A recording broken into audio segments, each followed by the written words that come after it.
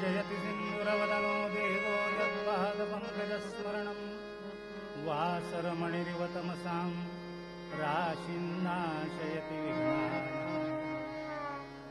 हरि जय जय राम कृष्ण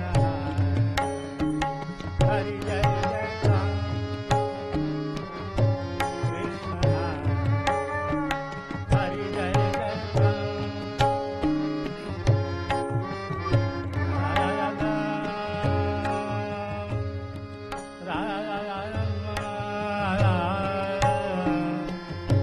जय जय राम जय जय राम हरि जय जय राम।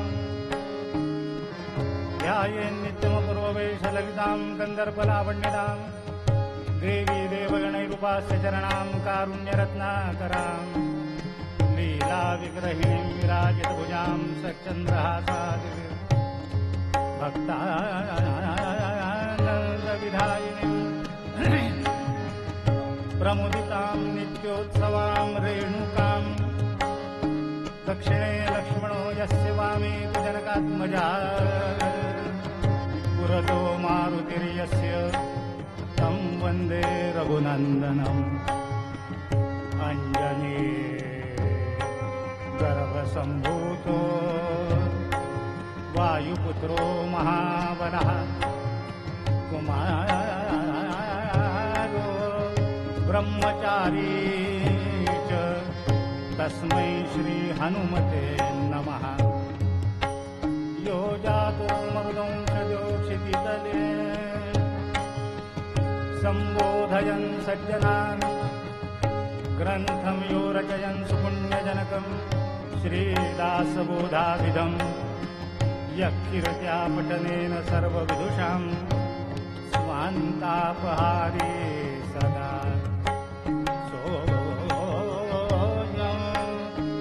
मुक्तिकरक्षितौ विजयते श्री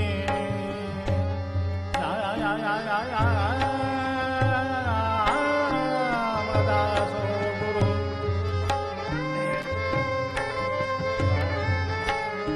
काषाय वस्त्रं करदण्डधारिणं कमण्डलुं पद्मकरेण शङ्खं चक्रं गदाभूषितभूषणाढ्यं श्रीपादराजं शरणं प्रपद्ये।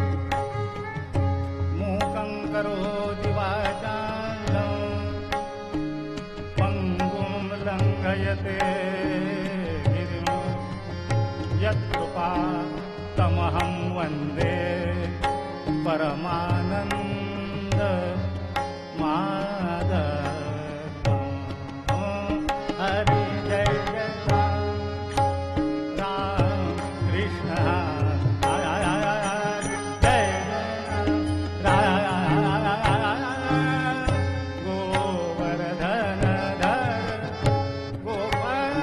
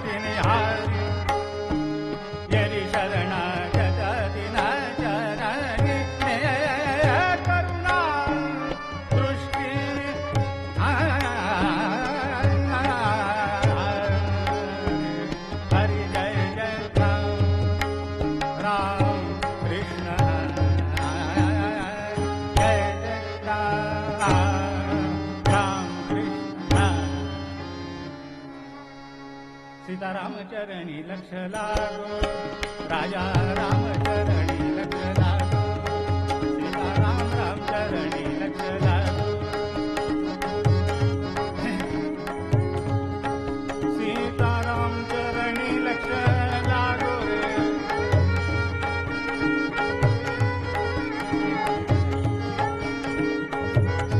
हा फीडबॅक थोडा कमी करा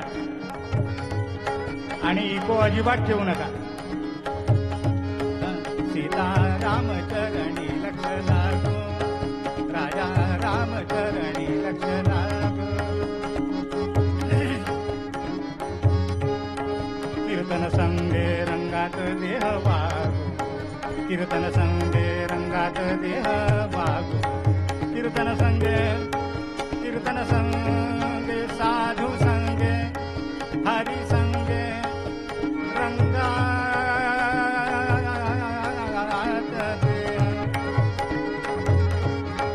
कीर्तन संगे रंगात देह वागो रे कीर्तन संगे रंगात देह वागो रे कीर्तन संगे रंगात देह वागो रे सीताराम रामचरणी लक्ष लागो सीताराम चरणी लक्ष लागो रे राजा रामचरणी लक्ष स्वरूपी मन लाविता सौख्य आम स्वरूपी मन लाविता सौख्य आम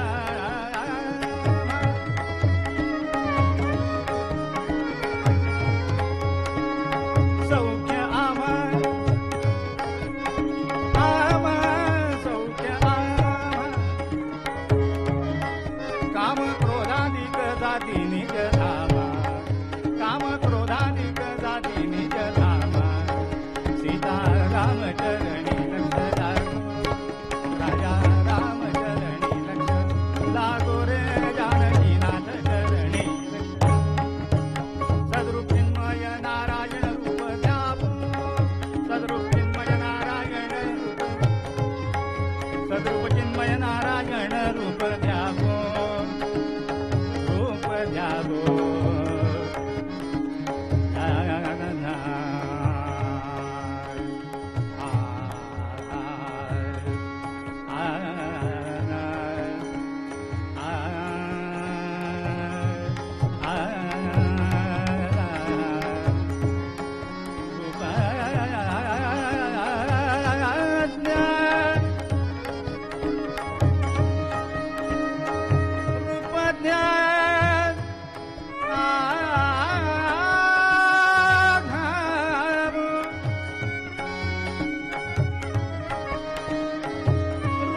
ध्यावू रामा रूप ध्यावू रूप ध्यावू रूप ध्यावू सद्रूप चिन्मय नारायण रूप ध्यावू तन्मय हो मोनी बलवंत प्रेमे गावो तन्मय हो मोनी बलवंत प्रेमे गावो तन्मय हो मोनी बलवंत प्रेमे गावो सीताराम चरणी लक्ष लागो राजा राम राम चरणी लक्ष लागो रे जानकीनाथ चरणी लक्ष चरणी लक्ष चरणी मजला ठाव द्यावा पारी रामदास हे रामदास गुरु माझे आई मजला ठाव द्यावा पारी रामदास सज्जन गडीचे माझे आई मजला ठाव द्यावा पायी सज्जन गडीचे सज्जन गडीचे माझे आई मजला ठाव द्यावा पायी सज्जन गडीचे दीनोद्धारक माझे आई मजला ठाव द्यावा पायी दीनोद्धारक राष्ट्रोद्धारक माझे आई मजला ठाव द्यावा पायी राष्ट्रोद्धारक हे रामदास गुरु माझे आई मजला ठाव द्यावा पायी हे रामदास गुरु माझे आई मजला ठाव द्यावा पायी हे रामदास गुरु माझे आई मजला ठाव द्यावा पायी सीताकांत स्मरण जय जय राम नमः पार्वती पते हर हर हर महादेव कुंडलीक वरदा हरी विठ्ठल श्री ज्ञानदेव तुकाराम समर्थ सद्गुरु श्री रामदास स्वामी महाराज की जय महारुद्र हनुमान की जय श्रेष्ठ गंगाधर स्वामी महाराज की जय सद्गुरु भगवान श्रीधर स्वामी महाराज की जय आर्य सनातन वैदिक हिंदू धर्म की जय भगवती भारत माता की जय जय रघुवीर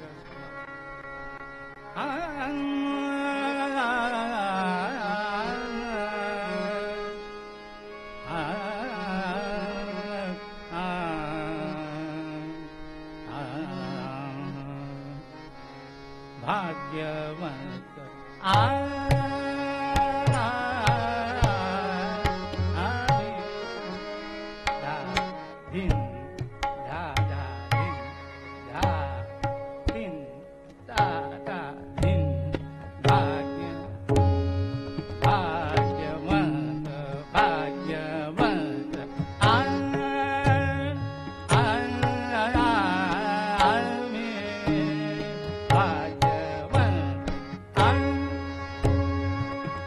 याच्यासाठी जुनी खोडं नको असतात बरं का.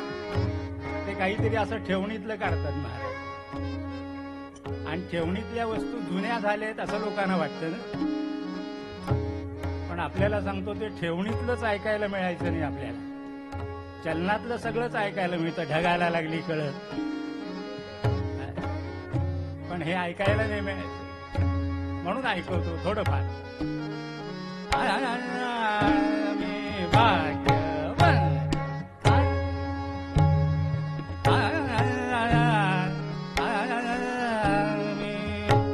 विष्णुदास जगी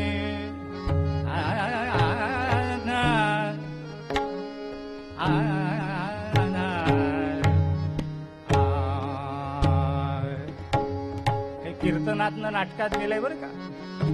जुन्या माणसांना पद आठवलं असेल लगेच. अनृताची अनृताची गो पाला अनृताची गो आपुलिये स्थानी जेथे जैसे असो तेथे तैसे दिसो सारी वासनेचा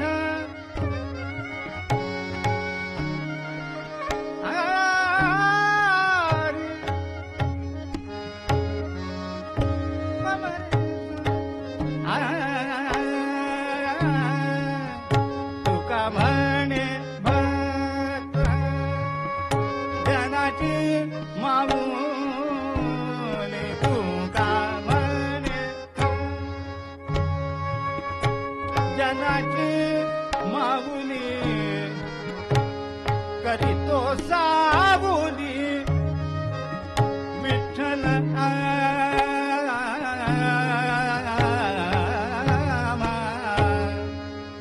करीतो सावली विठ्ठल आमा भाग्यवंत भाग्यवंत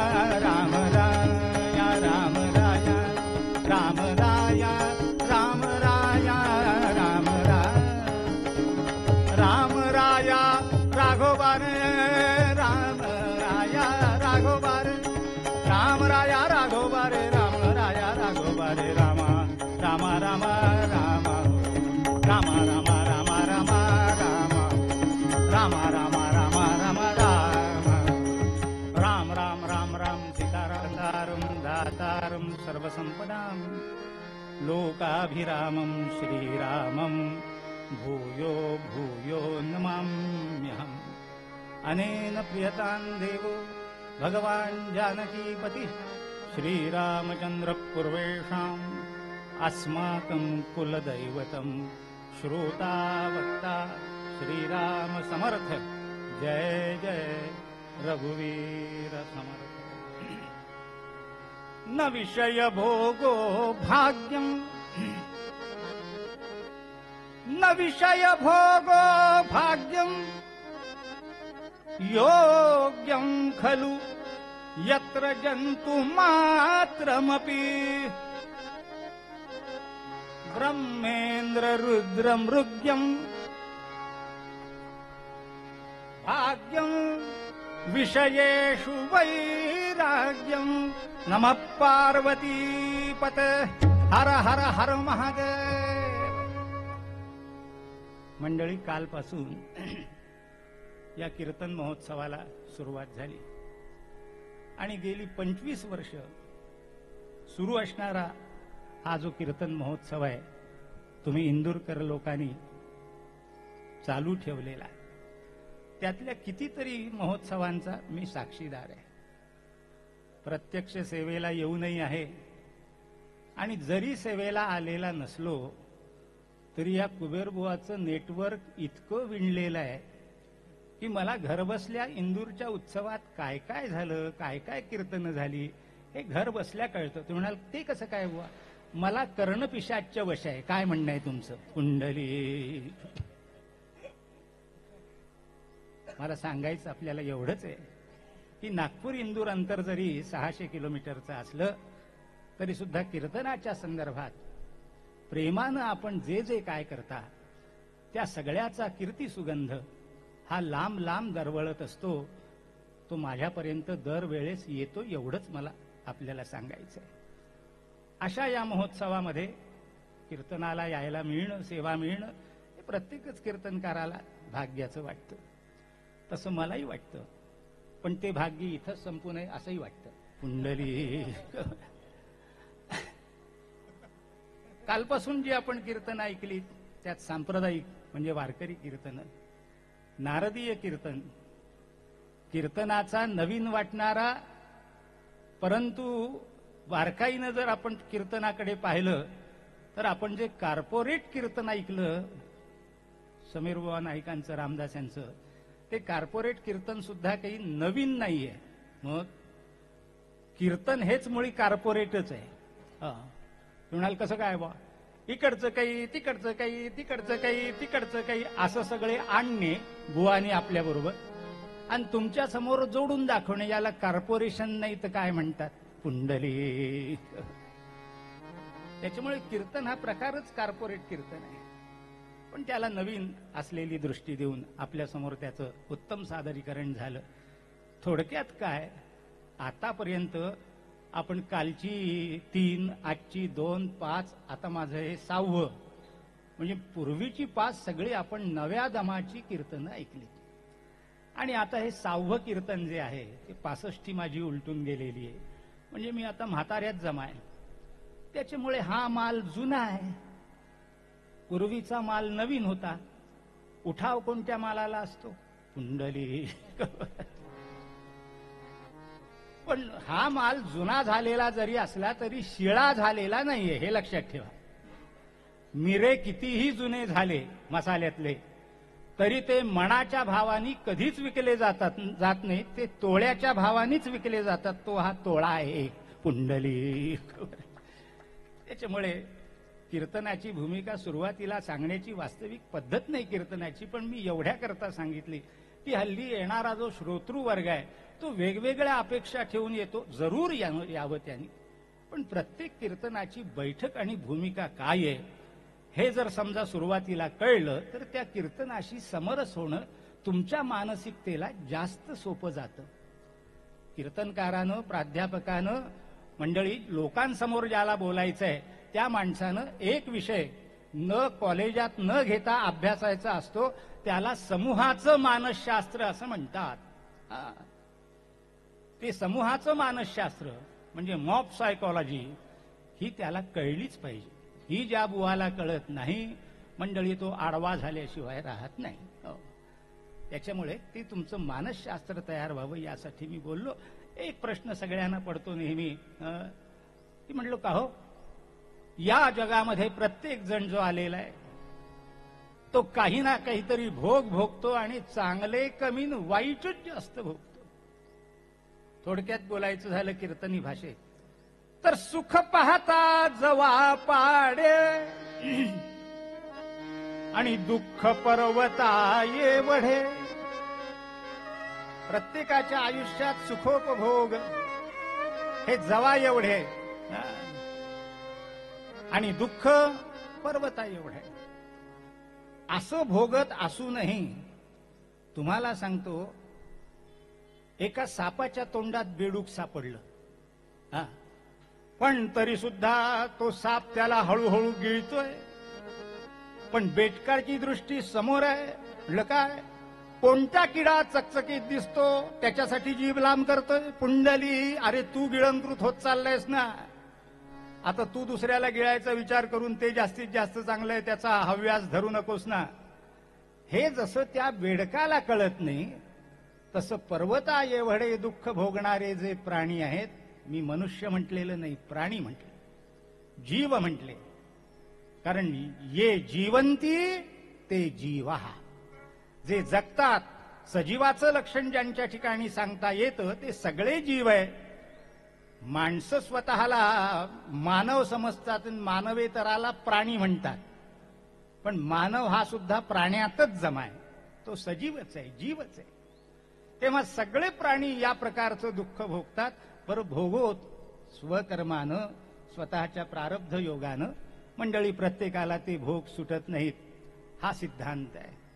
पण असं असताना सुद्धा हे भोग भोगत असताना आपापसामध्ये अहमहमिका करतात, स्पर्धा करतात. काय स्पर्धा करतात म्हणलं का हो, आपल्या अवस्थेत, आपल्या वेटाळात, आपल्या नगरात सगळ्यात भाग्यवान कोण? स्पर्धा कशाची असते? भाग्याशी. म्हणलं भाग्यवान कोण? एक जण पुढे आला, तो म्हणाला मी भाग्यवान आहे. म्हणलं कसा काय? आजचा कथेकरी कुबेर बुवा जरी असला तरी तो नावाचाच कुबेर आहे. असे 56 कुबेर मी विकत घेतो, मी पण खरेदी करणाऱ्याची वाटच पाहतोय. पुंडली काय आहे म्हणले? अहो या गावामध्ये सगळ्यात श्रीमंत कोट्याधीश असा असलेला मी आहे, याच्यामुळे भाग्यवान मी, कारण मी धनानं श्रीमंत आहे. लगेच दुसरा म्हणाला हा कसला आलाय कपाळाचा भाग्यवान? लगेच तुम्हाला दुसऱ्यांनी स्वतःची स्पर्धा सांगायला सुरू. अहो धनानं तो मोठा आहे, पण बुवा त्यांना विचारा रोज जेवता काय, खाता काय रोज? काय खातात हे? काही नाही म्हणले, पोळीच्या वरचा पापुद्रा आणि वरणाच्या वरचं पाणी, याच्याशिवाय दुसरं काही खाता येत नाही, इतके रोग आहेत याच्या देहात. म्हणले पुंडली. एवढी संपत्ती असूनही साधं सुग्रास 4 ठाव अन्न याच्या नशिबी नाही, हा कसला भाग्यवान? माझ्याकडे पहा, 85 वर्षाचं वय झालं, नखात रोग नाही, ब्लड प्रेशर नाही, डायबिटीस नाही, हार्ट ट्रबल नाही, स्पॉन्डिलायटिस नाही, काही काही काही नाही, नखात रोग नाही. तिसरा म्हणाला याच्या नखात रोग नाही. त्याला विचारला तुला मुलं बाळ किती आहेत म्हणून? लोक हो नाही म्हणले, याच्या नखात रोग जरी नसला तरी निपुत्री काय? पुंडली. चौथा आला पुढं, म्हणाल बुवा हे सगळे तुम्हाला भेटले कुठे? तुमच्या इंदुरात नाही बरं, आमच्याकडे भेटले. नेहमी कीर्तनकारांनी दुसऱ्या गावचं सांगावं, ज्या गावचं त्या गावी सांगू नये. चौथा आला समोर, तो म्हणला तो निपुत्रिक, तो कसला भाग्याचा? माझ्याकडे पहा, मी भाग्यवान आहे. म्हटलं कसं काय? आमच्या बायकोला कोणी दिला देव जाणे, पण एकानं दिला तिला अष्टपुत्रा भव म्हणून 8 मुलगे आहेत. कोणीतरी एका माय भगिनींनी तिला आशीर्वाद दिला, पंचकन्या भव. त्याच्यामुळे 8 मुलगे आणि 5 मुली, 13 जण आहेत म्हणले. आपत्ती म्हणाल बुवा आम्ही ऐकून घेतो म्हणून काही सांगता का तुम्ही कीर्तनात? पाहिल्याशिवाय सांगत नाही, नावागावासहित सांग. साताऱ्याच्या जवळ 32 शिराळा नावाचं गाव आहे, तिथे हसबनीस म्हणून जुनं कुटुंब आहे. त्या कुटुंबातले एक रामचंद्र पंत हसबनीस, त्यांना मी भेटलोय, त्यांना डोळ्यांनी पाहिलंय, आणि त्यांच्या घराण्याशी जवळजवळ गेले 4 पिढ्या आमचा चांगला घरोबा आहे. ते जे रामचंद्र पंत हसबनीस होते, त्यांना खरोखरीच 8 मुलगे आणि क्रमानं, म्हणजे पहिला, दुसरा, तिसरा, चौथा, 5वा, 6वा, 7वा, 8वा मध्ये एकही मुलगी झाली नाही, मिसकॅरेजही झालं नाही बरं का. आणि हे 8 मुलगे झाल्यानंतर 1ली, 2री, 3री, 4थी, 5वी क्रमानं 5 कन्या. काय निसर्ग आहे पहा. पुंडली. म्हणजे असा असलेला अष्टपुत्र आणि पंचकन्या असलेला सद्गृहस्थ मी डोळ्यानं पाहिलेला आहे. तो म्हणाला बुवा माझं अशी असं साहचर्य माझ्या जीवनात नाही, पण 8 मुलगे आणि 5 मुली, एवढे 13 जण माझ्याही घरात. 6वा आला, तो म्हणाला हा कसला भाग्यवान? म्हणून तुला जवळ आहे म्हणून. मला साथीदार अगदी जवळ लागतो, तुला सांग. आम्ही वऱ्हाडातली माणसं, दूर लोटणारी नाही रे, जवळ घेणारी आहोत. तेव्हा हा कसला आलाय भाग्यवान? बहुअपत्यत्व हे काय भाग्याचं लक्षण आहे? आणि हे जर समजा भाग्याचं लक्षण असतं तर जगात सगळ्यात भाग्यवान कोण ठरलं असतं? मला सांगा पाहू विचार करून. बहुअपत्यत्व, खूप मुलं होणे, अपत्य होणे, हे जर भाग्याचं लक्षण असतं तर जगात सगळ्यात जास्त भाग्यवान कोण ठरलं असतं? माझ्या दृष्टीनं डुकरीण पुंडली. तिला एका वेळेला 32 ते 35 पिलं होतात म्हणे. मी काही बाळणपण करायला गेलेलो नाहीये, नुसतं ऐकलेलं आहे. लेंढार पशु समव्याला, लेंढार पशु समव्याला, लेंढार पशु समव्याला, पशु समव्याला, लेंढार पशु समव्याला, म्हणून का थोर तो झाला या जगी, म्हणून का थोर तो झाला या जगी. लेंढार पशु समव्याला आणि म्हणून का थोर तो झाला या जगी. अहो त्याला एवढी मुलं असतील, त्याला धन असेल, एखाद्याला आरोग्य असेल, पण प्रत्येक जण स्वतःजवळ असलेल्या सुखसाधनांच्या द्वारे मी भाग्यवान कसा आहे हे सिद्ध करण्याचा प्रयत्न करीत असतो. मग हे भाग्याचं लक्षण असतं का? सुखाच्या उपभोगाची साधनं ज्याच्याजवळ अधिकाधिक तो भाग्यवान असं आहे का? त्याला भाग्यवान म्हणता येईल का? याला उत्तर आपल्या सूत्रश्लोकामध्ये आचार्यांनी दिलेलं आहे. आपलं रीतसर कीर्तन चाललंय. पूर्वरंगपद झाल्यानंतर लगेच पालुपद, लगेच सूत्रश्लोक, लगेच विवेचनाला सुरुवात. कीर्तनाची पद्धत असते नारदीय कीर्तनाची. मुद्दामून सांगतो, ज्यांनी ऐकावं ते हजर नाही आहेत मांडवात. पुंडली. पण ही कीर्तनाची पद्धत आहे की या पद्धतीनं नारदीय कीर्तन चाललं पाहिजे. तेव्हा सूत्रश्लोक म्हणून ठेवला आणि मग बोलायला सुरुवात केली. आता सूत्रश्लोकापर्यंत येऊन आपण त्याचं सूत्र धरून थोडा वेळ पुढे जाणार. हा किती आपलं डोकं खातोय बुवा अशी आपल्याला शंका येण्याचं काही कारण नाही.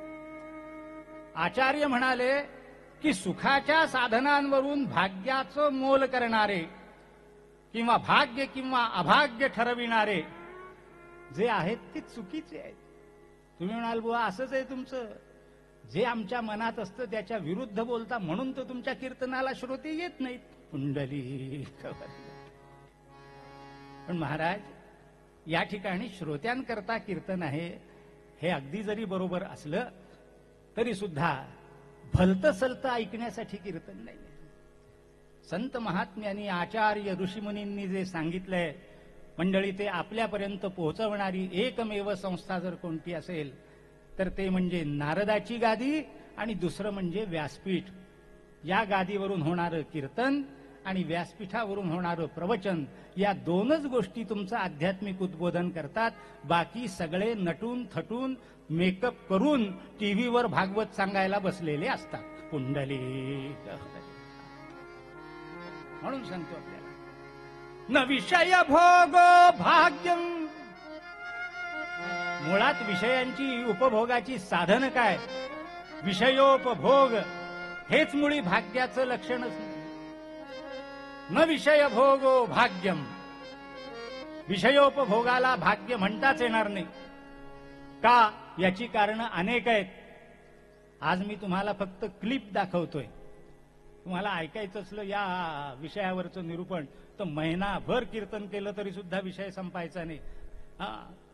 विषय भोग हे सुखाचं किंवा भाग्याचं लक्षण नाही. याची कारणं अनेक आहेत. आपल्या एका कीर्तनात काही त्या सगळ्या कारणांचा परामर्श घेता येणं शक्य नाही. फक्त आचार्यांनी केलेला जो युक्तिवाद आहे तेवढा आपल्या समोर ठेवतो, निरूपण आवरतो. आचार्यांचं युक्तिवाद काय आहे? ऐकण्यासारखं आहे. मी म्हणणाऱ्या वकिलाचं डोकं सुद्धा चालणार नाही इतका सुंदर युक्तिवाद आचार्यांनी केलेला आहे. ते म्हणाले, एकाच कारणानं विषयोपभोग हा न भाग्यम. विषयाचा उपभोग हे भाग्याचं लक्षण नाही. याला एकच कारण सांगतो. कोणतं? तर म्हणले, योग्यम खलु यत्र जंतु मात्रमपि एते विषयोपभोगाः सकलानां जंतुमात्राणां अधिकाराः भवति. हा जो असलेला विषयोपभोग आहे हा सगळ्या जंतुमात्रांचा जन्मसिद्ध अधिकार आहे. घटनेनं आपल्याला घटना तयार झाल्यानंतर 1950 साली अधिकार दिले बरं का. परंतु परमेश्वरानं दिलेले जे सिद्ध अधिकार आहेत त्या अधिकाराचा माणूस कधी उपयोगच करीत नाही किंवा ते कोणते आहेत हे शोधून पाहण्याचाच प्रयत्न करीत नाही. योग्यम खलु यत्र जंतु मात्र मते. मी आत्ताच सांगितलं आपल्याला की जीवंती ते जीवहा अथवा जीवंती ते जंतवहा. जे जगतात त्यांना जंतू असं म्हणतात. मानव हा सुद्धा एक जंतूच आहे, फक्त मोठा आहे एवढंच काय. पण जे जगतात ते सगळे जंतू आहेत. आणि कसे आहेत ते तर विषयोपभोगेषु सर्वे योग्याः भवन्ति. विषयोपभोगासाठी सगळेजण योग्य म्हणजे अधिकारी आहेत. मला सांगा, जन्माला आल्यानंतर तुम्हा आम्हाला दुधाची चव कोणी लावली? किंवा पोटात भूक लागली त्या नवजात बालकाच्या, म्हणजे ते अगदी बेंबीच्या देठापासून रडतं, तेव्हा काहीतरी पोटात गेलं पाहिजे. ही संवेदना कुणी दिली? उपजत आहे, परमात्म्यानं दिलेली आहे. भूक लागल्यानंतर अन्नाकडे धावलं पाहिजे, तहान लागल्यानंतर पाण्याकडे धावलं पाहिजे, बिदागी दिसल्यानंतर कीर्तनाकडे धावलं पाहिजे. हे उपजत आहे. पुंडली कुणाल बुवा बाकीच्यांचं सांगता, स्वतःचं काही सांगत नाही म्हणून सांगितलं. तेव्हा योग्यम खलु यत्र जंतु मात्रमपि. सगळे जन्माला आलेले देहधारक जीव जे आहेत ते विषयोपभोगाचे अधिकारीच आहेत ना हो. याचं कारण असं, विषयोपभोग घेतल्याशिवाय त्यांना देह टिकवताच येत नाही. अगदी सर्वसंग परित्याग केलेला चतुर्थाश्रमी एखादा कडकडीत वैराग्यशील संन्याशी जरी असला तरी त्या संन्याशाला सुद्धा विषयोपभोग सुटलेले नाही. म्हणाल बुवा असं कसं बोलता? सर्वसंग परित्यागी असलेला संन्याशी सुद्धा विषयाचे भोग घेतो. म्हटलं घेतो, फरक एवढाच आहे की तुमचे आमचे विषयाचे भोग आणि त्याचे असलेले विषयाचे भोग याच्यामध्ये फार फरक आहे. मला सांगा, संन्याशी जरी असला तरी श्वासाशिवाय राहतो का हो? श्वास न घेता संन्याशी जगला, जगेलही हो.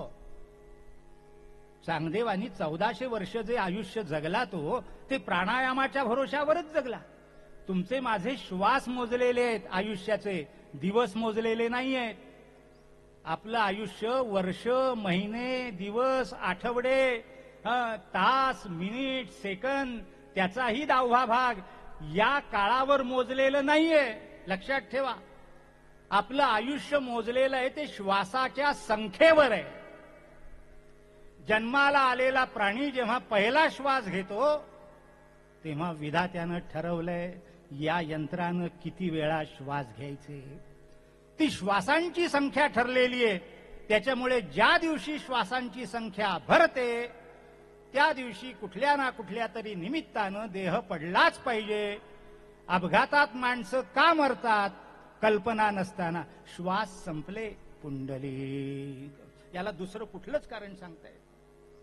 कर्मशास्त्राचा, विपाकशास्त्राचा सिद्धांत थोडा बाजूला तरी ठेवला तरी मूळ सिद्धांत आपल्याला सांगतो श्वासाच्या संख्येवर आयुष्य आहे. हो, त्याच्यामुळे ते भरले की आयुष्य संपलं. मग मला सांगा, प्राणायामाच्या योगानं तुम्हाला आयुष्य वाढवता येईल. चांगदेवानं 1400 वर्ष वाढवलं. उत्तमपैकी असलेले गाणपत्य ते 450 वर्ष जगले प्राणायामाच्या भरोशावर. चिंचवडला ज्यांचा मठ आहे, मोरया गोसावींच्या परंपरेतले असलेले, तेव्हा असे 450 आजही हिमालयामध्ये 600, 800 वर्ष आयुष्य ज्यांचं झालेलं आहे असे साधू आजही आहेत. कशाच्या भरोशावर जगतात?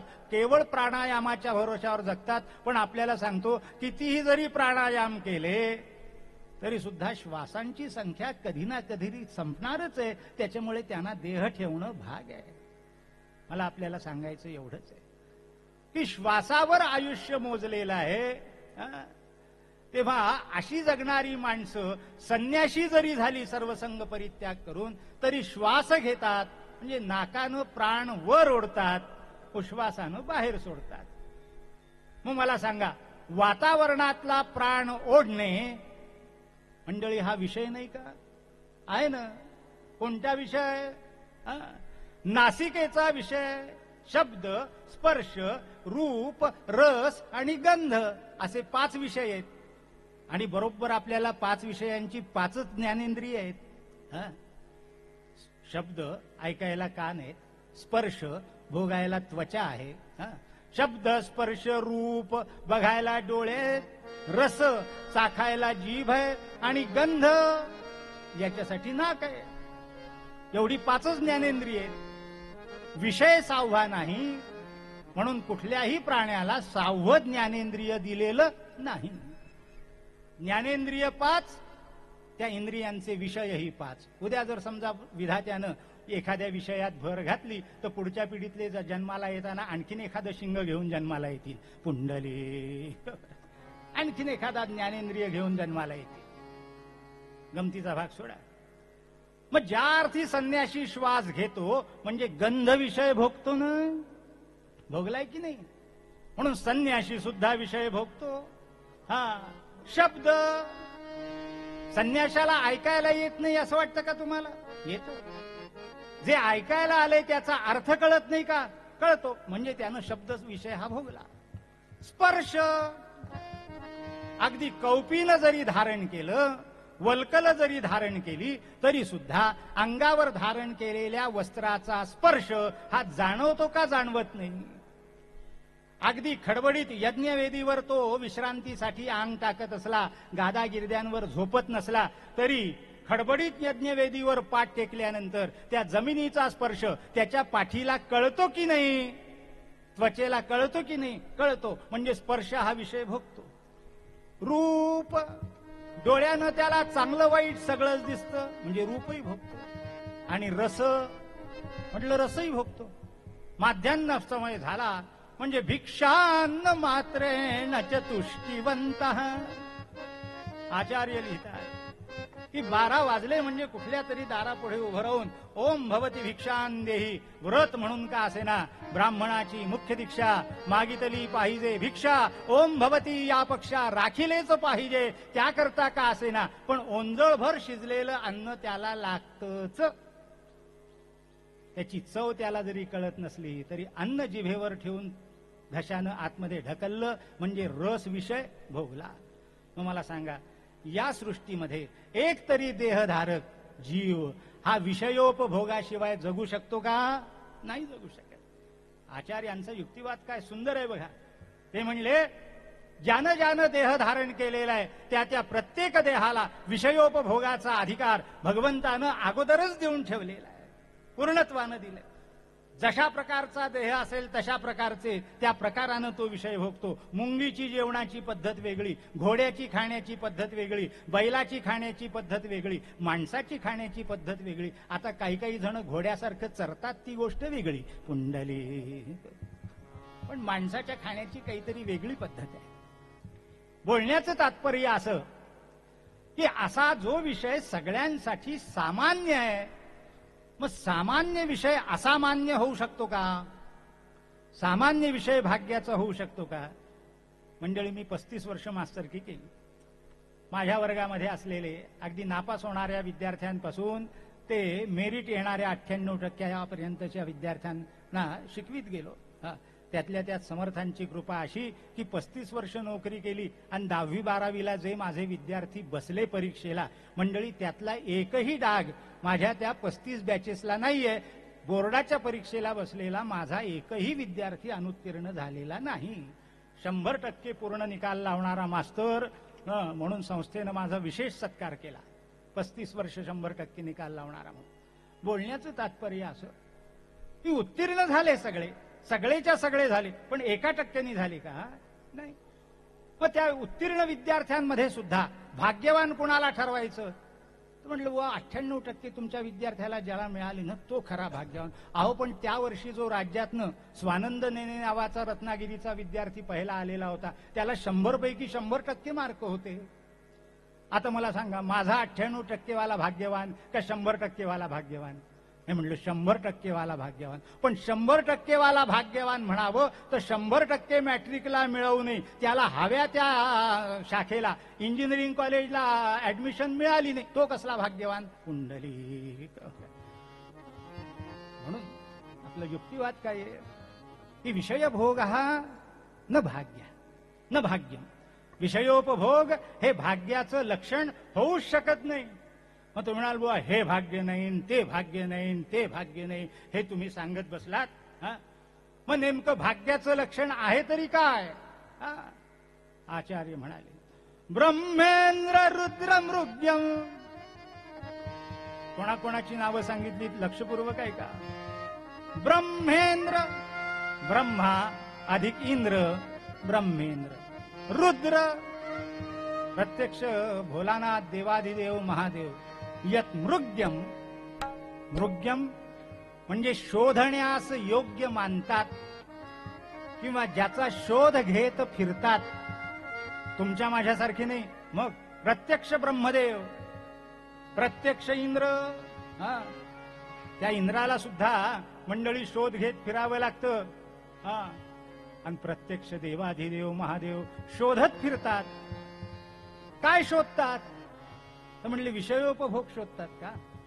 ब्रह्मदेव भगवान महाविष्णूंच्या नाभिकमलातनं निर्माण झाल्यानंतर त्यांना पहिला आदेश जर कोणता झाला असेल तर तो आदेश झाला त त त प प प. नाभीतून ब्रह्मदेव जन्माला आले, डोळे उघडले, ते काहीच नव्हतं महाराज. आणि काहीच नाही असं म्हटल्यानंतर भ्रमित झाले आणि मान वळवू लागले. ती त्यांनी 4 बाजूनी मान वळवली म्हणून त्यांनी ज्या ज्या बाजूला मान वळवली त्याला दिशा असं नाव पडलं. 4 बाजूंनी मान वळवली म्हणून ब्रह्मदेव चतुर्मुख झाले, म्हणजे 4 तोंडांचे झाले. गोंधळलेलेच आहे.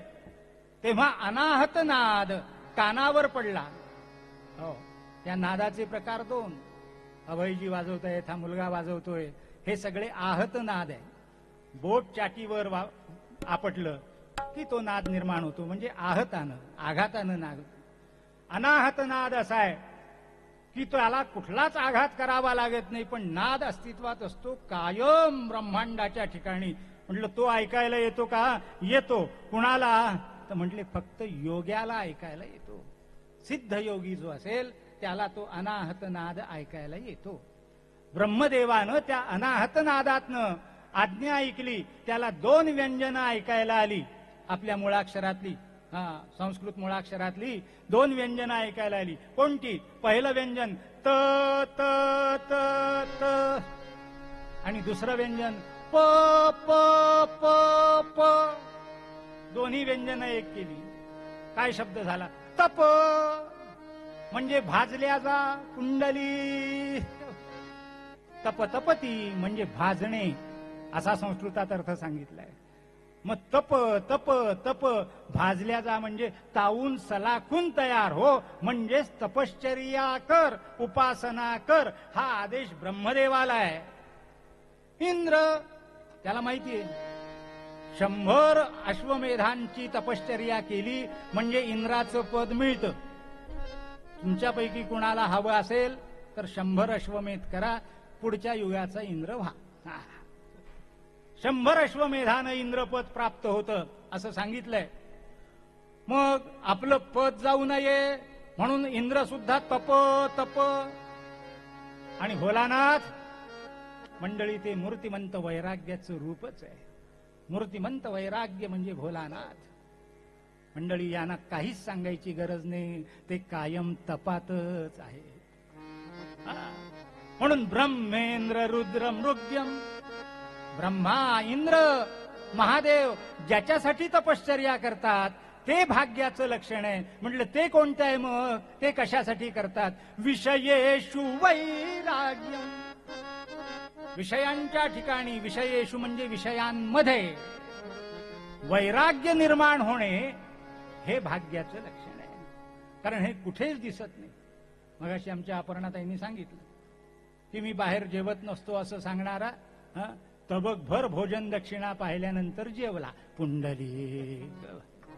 आपण मगाशीच दृष्टांत ऐकला, त्याच्यामुळे पुन्हा सांगायची गरज नाही. विषयेषु वैराग्यम. मंडळी विषयाच्या ठिकाणी वैराग्य असणे याचा अर्थ विषयाची किळस येणं असा अर्थ आहे का? नाही. म्हणले विषयाचे बिलकुल मला विषय आवडत नाही, त्याच्याकडे बघावंसं वाटत. नवे नवे नाथांनी केलेली व्याख्या वैराग्याची अशीच आहे. जाता जाता सांगतो आपलं. नाथ म्हणाले धनधान्याची राशी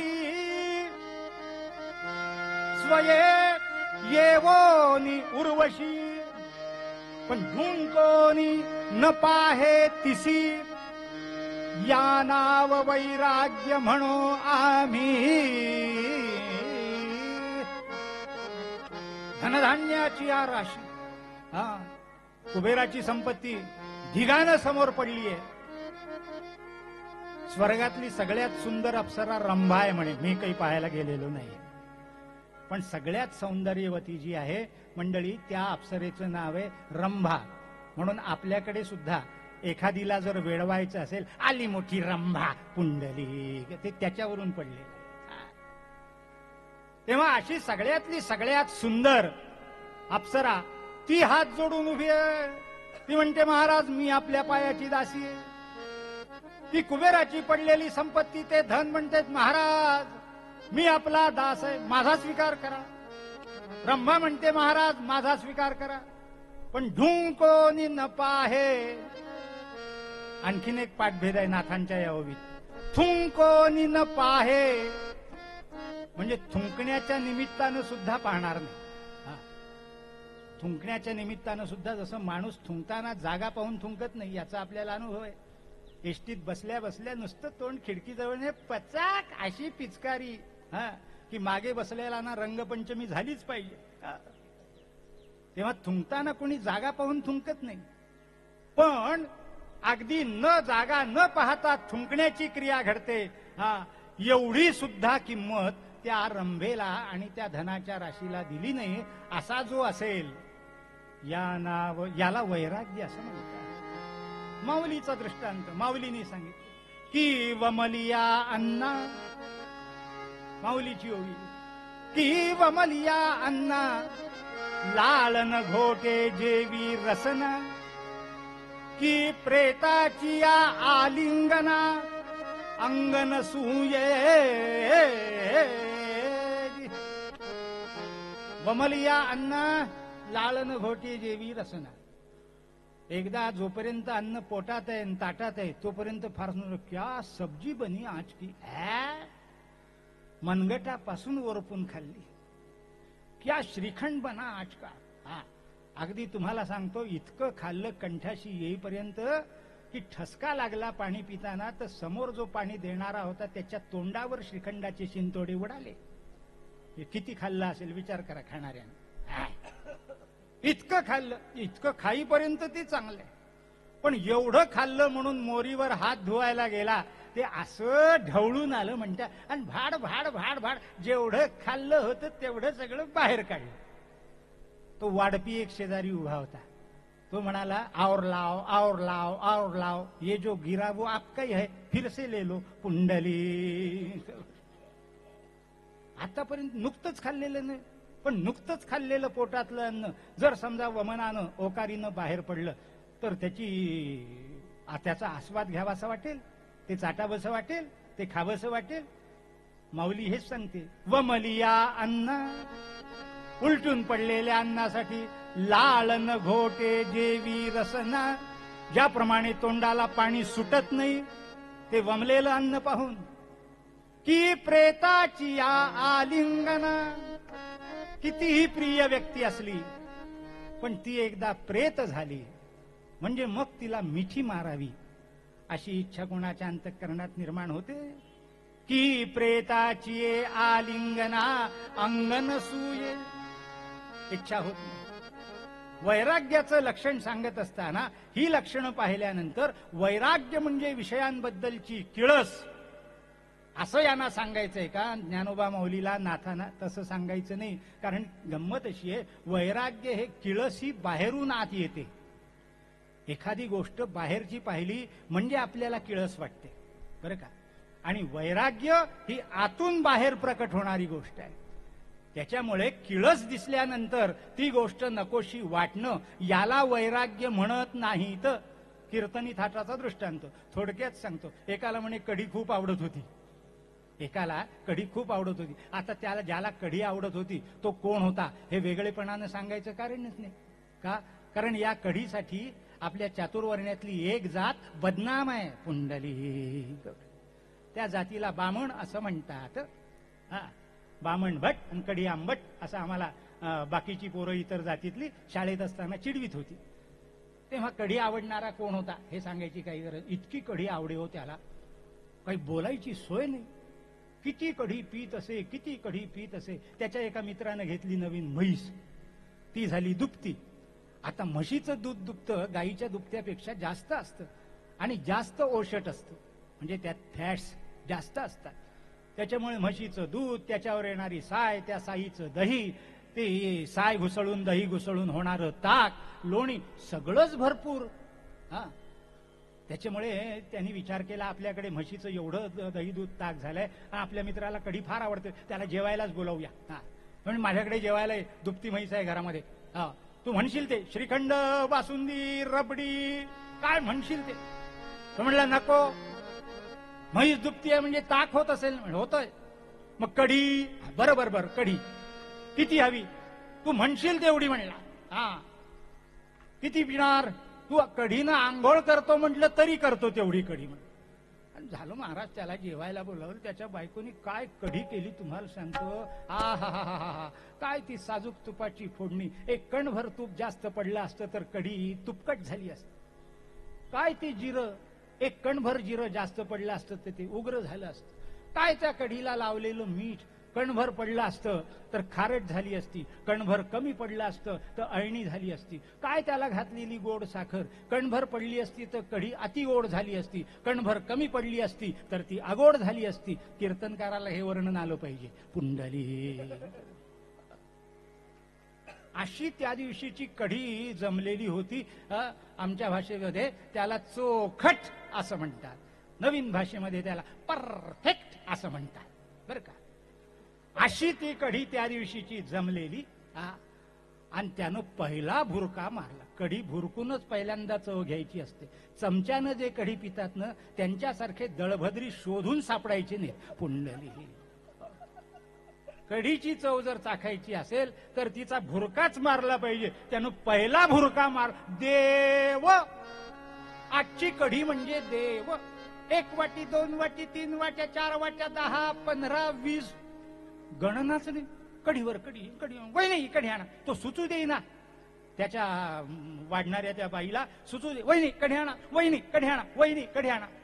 ती म्हणली आणते आणते भाऊजी, जरा चुलीवर ठेवलीये, कोमट झाली होती, गरम करायला ठेवली, आणते ह म्हणून ती गेली. आता याचं पान जिथे घेतलं होतं तिथून ते स्वयंपाकघरातली ती चूल आणि ते कढीचं भांड ते दिसत होतं. आणि ते चुलीवरचं भांड कढीच्या वाढण्याच्या भांड्यात ओतण्याकरता म्हणून ती उचलायला वाकली. वाढणार. त्या दिवशी तिला झालं होतं पडसं. कमरेला फडकं खोचलंच होतं. सारखं येता जाता नाक पुसतच होत.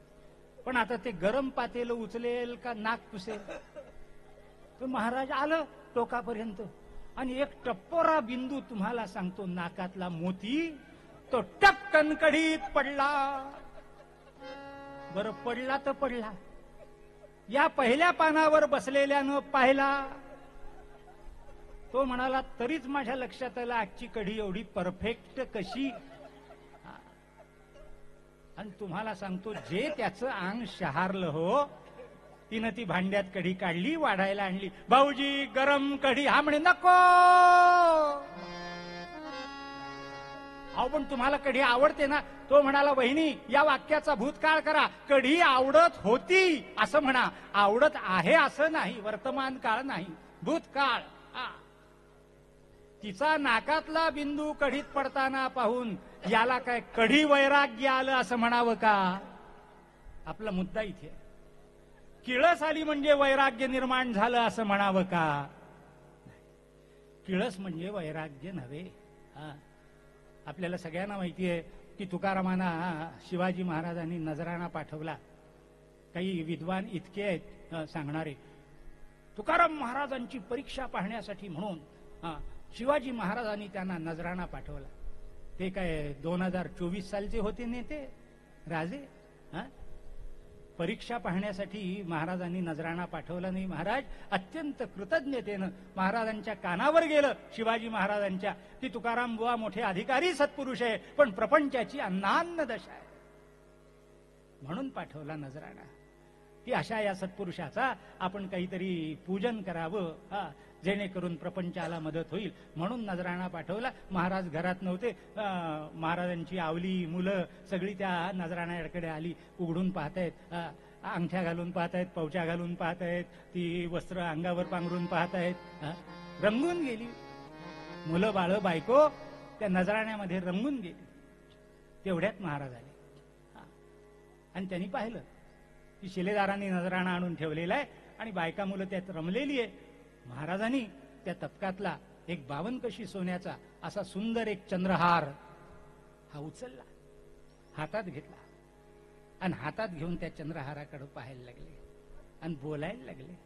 तो 52 कशी सोन्याचा होता. लक्ष्मीचा वास ज्या ज्या ठिकाणी आहे मंडळी, त्यातलं सुवर्ण हा एक धातू आहे बरं का. तेव्हा त्या सुवर्णाकडे म्हणजे त्या धातू स्थित असलेल्या लक्ष्मीकडे बघून महाराज बोलायला लागले. काय म्हणाले, माय तू घरी यावी म्हणून मी काय काय नाही केलं. कोणाचे ढोरं राखले, कोणाची लाकडं फोडली, कोणाची शेतं राखली, किती कष्ट केले. पण एवढे कष्ट तू यावीस म्हणून मी करीत होतो, तेव्हा तू आली नाही.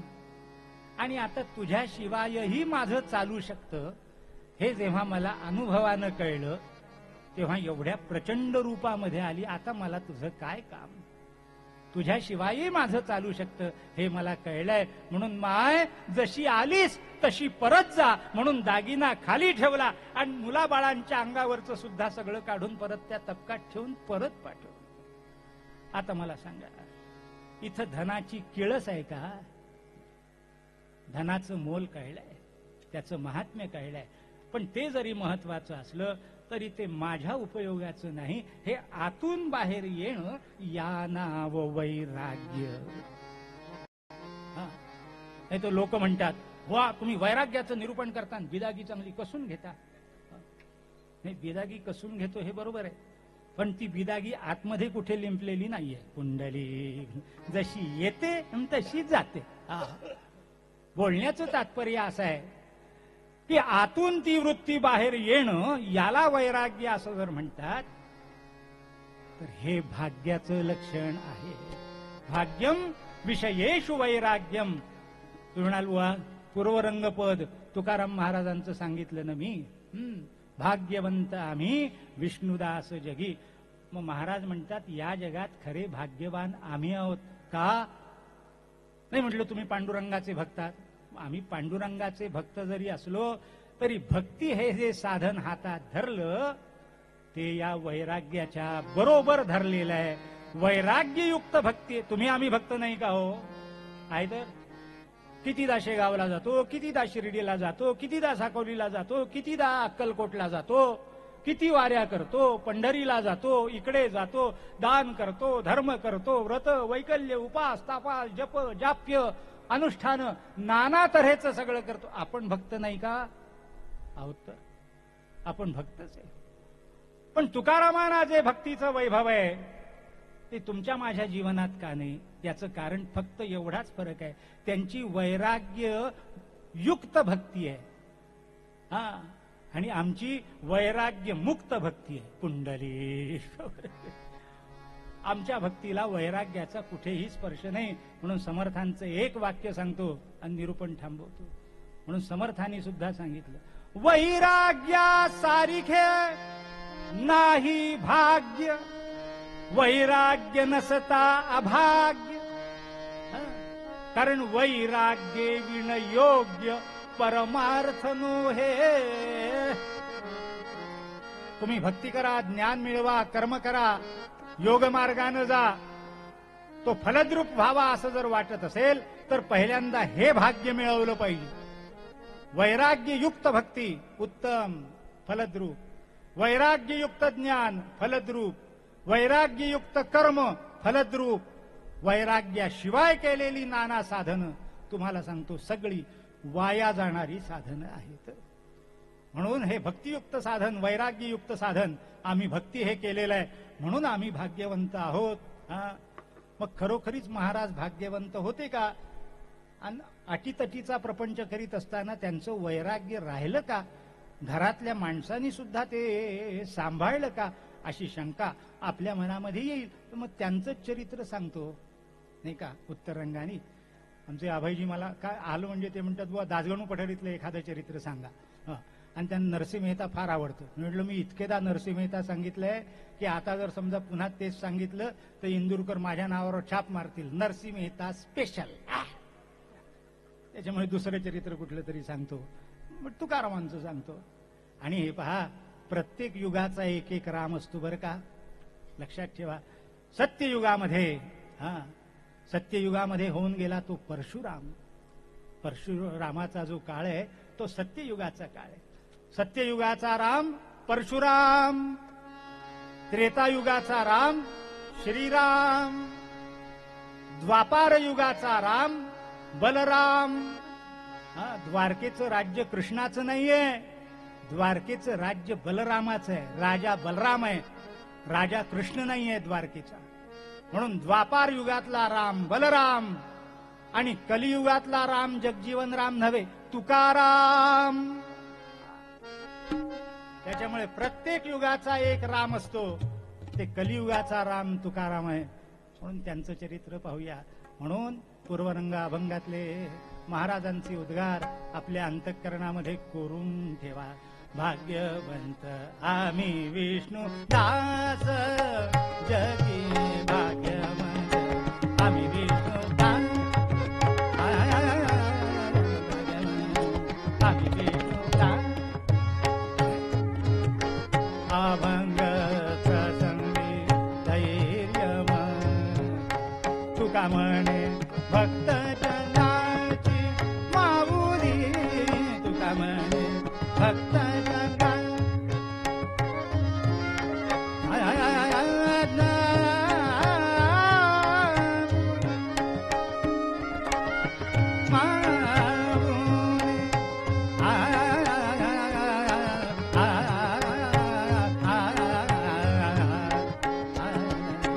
भक्त